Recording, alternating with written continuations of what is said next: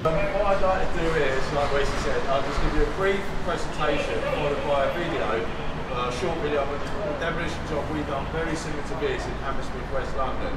So it gives you an insight of DDS in action. First of all, I'll do an introduction to DDS. The company was formed, originally founded in 1977 by Les and Lorraine White.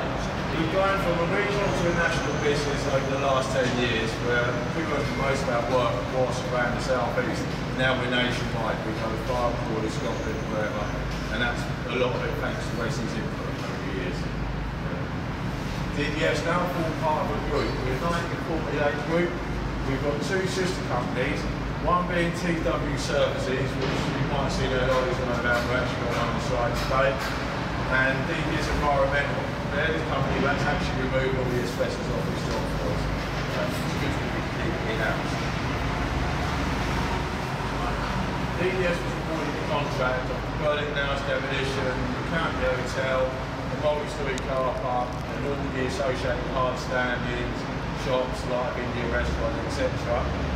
We actually started on site in July this year, late July. Initial stages, basically when we come to the site, we set the site up. We have to set up a full welfare facilities. We established the efficient logistics. You can see someone better than me reading this. Logistics considering the environmental surroundings, the impact of our demolition is going to have on the area. You've got the A20, you've got the River Dower, you've got a lot of local residents.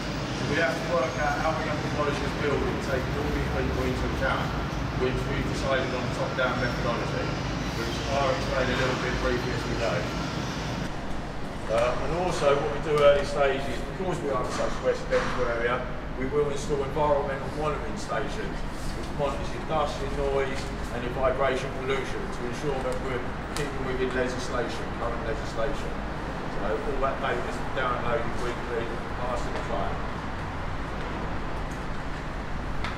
Right. Once we do go on the site, the first things we do, I'll talk about Burlington now as a technical building. So once we actually take possession of the site, one of the first things we do, we go through the building and we mark up all the ACMs. ACMs are asbestos containing materials. Everybody on works on this site needs to know where they are, because as you know, if you disturb them, they're a hazard. So that's one of the first things we do. Also, we complete a sharp search throughout the buildings. Most buildings we get have been empty for years. You know, you get drug paraphernalia, jobs in here with broken glass, rubber bottles, the windows are smashed. So again, we have to search the building and clean all that. And unfortunately, with some tow bags, they tape razor blades under your handrails, behind letterboxes. We've had it in the past, so we have to search the building and get all that out. Again, we move on to disposal of COSH items. COSH could be anything from your diesel, your oils, down to household cleaners. You know, even stuff that you put in the sink to wash away can be hazardous when it's been left. Do a top down, you have to store all the materials on the floor, which I'll explain why we store it, we don't take it straight out as we go through this. Couple of pictures here. These are the lads actually on one of these floors where they're actually soft stripping, and then we've stored it in its correct waste rooms. We basically put metal with metal, plasterboard, clean wood, general waste, because it's recycling that source as you go. Once all the soft strips are undertaken, then we bring in DDS Environmental on this particular job, and completely remove all the ACMs throughout the building. I'll introduce you to Michael Morgan. He's actually the contracts manager for DDS Environmental.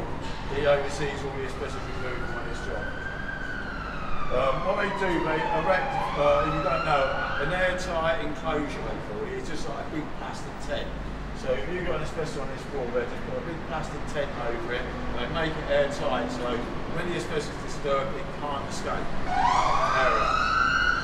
Once they've built the tent, I'll show you some pictures in a minute. They introduce negative pressure. Now, negative pressure is basically they put a unit on it that sucks air. It sucks air through the area all the time. So you've always got fresh moving air. So if the asbestos does get disturbed, it doesn't linger in the air, it moves straight towards the negative pressure unit and into a filter where it gets trapped. So basically the operatives in the area stripping are never exposed for a period of time. Then obviously once all that's set up, they do complete control, remove all the ACMs, strip it all down, double bag it in the area and everything. Once they've stripped all the asbestos and they're happy that they've got it all out the area, we have to bring an analyst in and what you call a 4-stage air clearance and reoccupation certificate. What he does, he comes in, he looks at the area, the tent you've built, if he's happy that it's constructed properly and it's been constructed, stayed constructed throughout the works, then he go into the area and he visually look for asbestos. But it's all been removed, see if you can see it. Once them 2 stages are done, he's happy with that, he put out pumps and he'll actually take monitoring of the air within the area and around the area. So to make sure there's no fibres in the air, they'll actually take readings. And that's the 3rd stage. The 4th stage, they'll actually watch you take down the tent. They'll actually watch you deconstruct it and take it down to make sure all that's disposed of properly. So there's a couple of pictures, like I say, you've got the airtight area. This is like a 3-stage airlock where the operatives walk in. We've actually got one set up the end here, but it doesn't go live until tomorrow. You can't see it, or as you walk out you might see it. It's a small little area of asbestos on the stairwell when we move, but there's a 3-stage airlock that walks into it. Once the asbestos has been removed and all the soft materials out the building, then we can commence with the structural demolition. Now, so with this building, we want to do a top down. Actually, I think I've jumped here, sorry. Once the asbestos is removed and the soft slip, we've then got to erect the scaffold around the building to entirely encapsulate it for the demolition. Then we mobilise and rig a 10-ton crawler crane. Everybody see the 8-ton crawler crane as it came in? Yeah. We had to demolish a small building down there to siting on the yard standing. But what we've done, because of closeness of the A20, we undertook a ground barrier pressure test to 120 tonne. So we knew we could put the 80-ton crane there without it falling over with the A20. And we've also introduced a no slew sign over the A20. So the crane can't physically go around that way. And this area obviously lifts everything up for the scaffolders instead of bringing it all up to height. And then when the scaffold is being erected, what we do is over here we create loading bays. So the crane will drop little skips onto the loading bays, then all the materials, the soft materials, will be taken from this floor, put in the little skips, transferred to ground where it can be sourced to go and put into bigger skips. That's because the further you go up, you've got to get the materials out, and that's the only way, is to get it out into little skips and crane it down. At the same time we're doing all that, we have to dismantle the roof, plant room, the tank rooms, everything, the roof. We have to try and get a flat level surface, so when we lift all the mini digs and everything up, we're not working around little sheds or little outbuildings sort of thing. It's a nice flat level surface for it. Also why this has all been undertaken, we bring engineers in and we take structural investigation works to basically find out how strong the building is, how it's made up.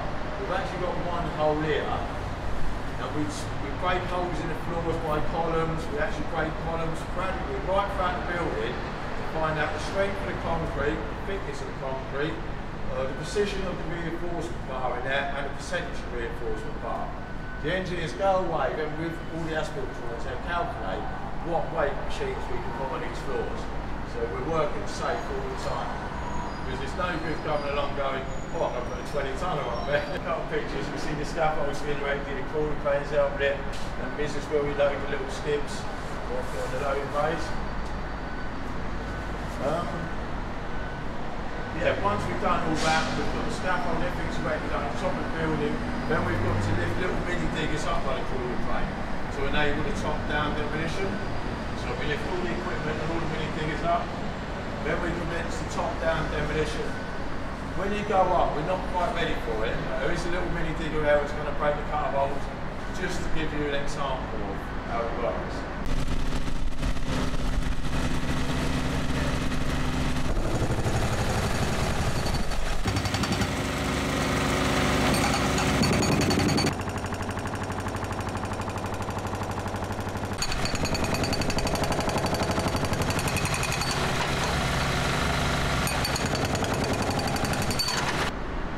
Works are carried out on a bay-by-bay basis. Basically, we don't just go over-air braking and over-air braking. It's got to be in a nice routine working about. All the debris as we demolish the building, the debris lands on the floor below. We have to clear that pretty quick as well. We can't allow that to build up and you get overload the floors and that. And all the time this is being undertaken, our site managers on a 3 or 4 here, they monitor the structural integrity of the building. They'll walk the building and can telltale signs, cracking, movement or anything to make sure the building's holding its integrity all the time. And if so, we bring engineers in as well. Little mini digger being lifted to a roof. This was in Maidstone in the car park, multi-storey, and put it into work. The impact of what is happening is being recognised locally in the sense that we've had very little in the way of public comment in terms of any complaint. We've had an awful lot of public recognition of what is actually happening here. And I think everyone that was responding to me through my mailbox is saying, come look at it. What DDS are very keen to do is maximise the recycling and sustainability credentials here, and there are various parts of this site that will be used for construction purposes locally. So, and the aim is to not recycle 97% of this building again. The only thing we can't recycle is asbestos. Yeah. Everything else we can recycle. So 97%, personally I think that's a great sustainability.